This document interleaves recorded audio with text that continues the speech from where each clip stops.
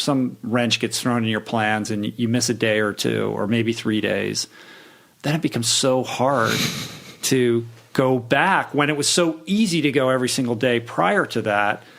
And that's where you see people completely fall off the wagon. And then 6 months goes by, a year goes by, and they haven't gone once. Yeah. Don't let missing one workout or eating one bad meal completely throw you off your game. All right. Building the habit of coming back after you miss the workout or after you eat a bad meal is the habit you want to build over time. Okay. That's the habit you really want to have, is to be able to come back from eating one bad meal and then getting back on the train to eating good meals, or missing a workout and then getting that workout in some other time. All right.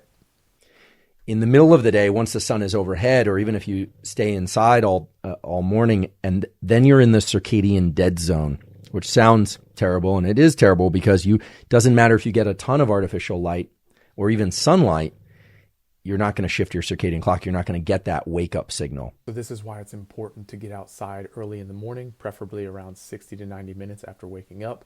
And when you're outside, you're viewing that natural sunlight for about 10 to 30 minutes so it can set your circadian rhythm. So how do you know if a food has trans fat in it? Well, the only sure way to know is if you see the words partially hydrogenated in the ingredients list. Don't let nutrition labels or advertising fool you.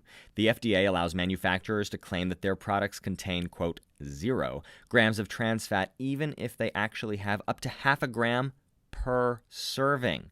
But there are no hard and fast rules about how small a serving can be, and that means you'll have to rely on seeing those key words, partially hydrogenated, because that's how trans fats are made, by partially hydrogenating unsaturated fats. We want to eat foods that are not packaged for the most part, but if you have to resort to eating something in a package, make sure in the ingredients there's nothing that's partially hydrogenated.